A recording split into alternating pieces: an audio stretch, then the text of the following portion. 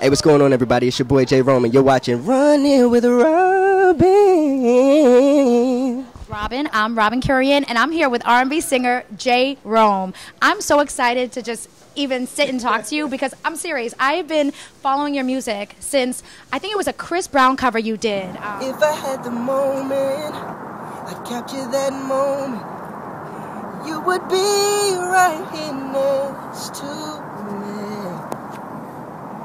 If I had the secret to your love, I would place a treasure beneath my heart. Reality show. I mean, you were in the show Duets, where you won season 1. Since that show, what has happened with your whole music career? I was with Monifa, where we actually performed a song that was written by this group of writers out in Philadelphia called The Catalog, and produced by Quinnell Worthy. And that song was actually on the Songs for a Healthy America album that was actually endorsed by Michelle Obama, because you know her whole thing with childhood obesity and all that. So we got a chance to be on the album. So in conjunction with Hip Hop Public Health, we got a chance to really get involved. Dr. Oz was on it, Monifa, like I said, Dougie Fresh. I mean, we had a lot of different people on that album.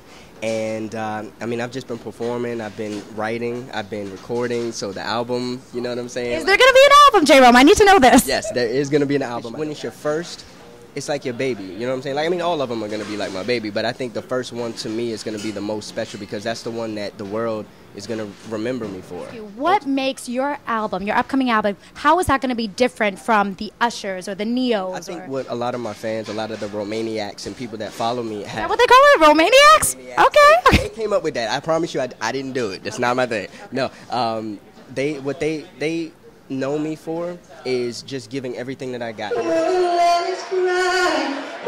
last cry, before I leave it all behind. I gotta put you out of my mind for the very last time. You're able to feel everything that every note I hit, every word I say, every riff I may run or something like that. Everybody that I think follows me and really knows me and understands me, that's what they want.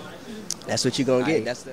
I'm going to be giving of myself. I'm not going to try to be like anybody else. I'm not going to, turn myself into something that I'm not. I haven't done it this long, and I don't plan on doing it in the future. You're going to do ballads, please, because... The ballads are what I think everybody knows me for anyway, like... Yeah, you're Whitney Houston's I Will Always Love You. Excellent.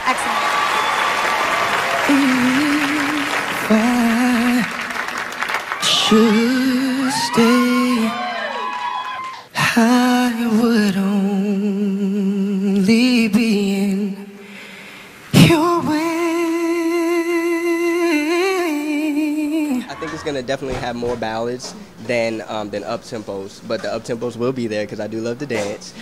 So you'll have some mid-tempos, but it's all gonna be it's gonna be a story, and it's called Journey to Rome. That's hot, Journey. No, because I've always wanted to know about how an artist chooses a song or falls in love with a song, and then you record. How does that process even work?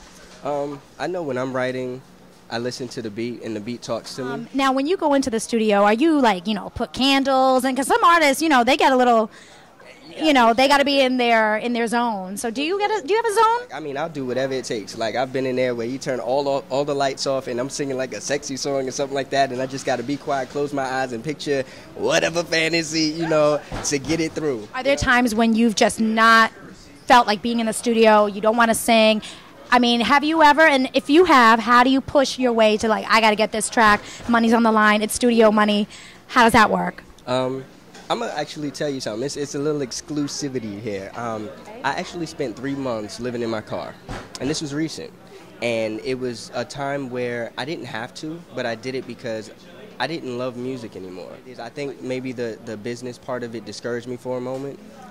And I was still writing a little bit. I was trying to find my way through certain things, but I ended up finding my way back because I remembered my faith. God just wanted me to be in solitude and get away from the things that I was around and stop getting in trouble with this and doing that and doing this and hone in on what my true self was.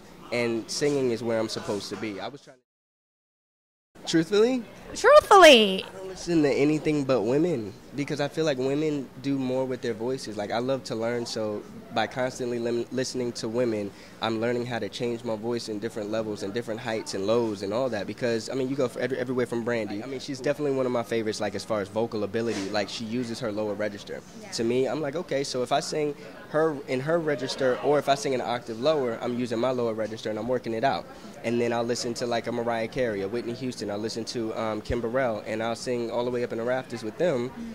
And that works my highs. But the only male artist I think I really have on my iPod is Bruno Mars and Michael Jackson and Stevie Wonder, yeah. So I got my tonsils out, and the way the doctor explained it to me, he said, this is a routine thing, you know, it's going to in and out, you'll be able to It's normal, yeah. It's normal, you know, whatever. But it wasn't normal for me because something didn't go right. I went home. I remember my girlfriend at the time, she was like, you know, what's wrong with you? And I kept coughing blood up, you know.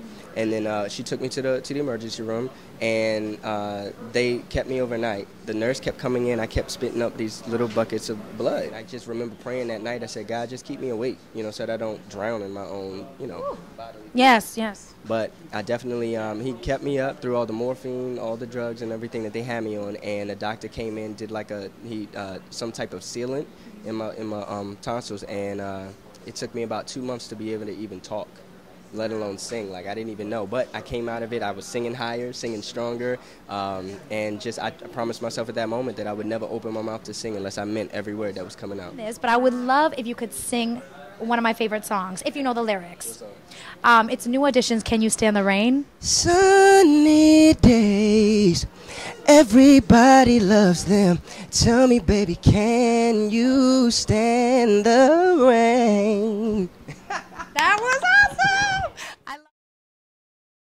We don't have a definitive date, but it is coming, and it is coming soon, so be ready.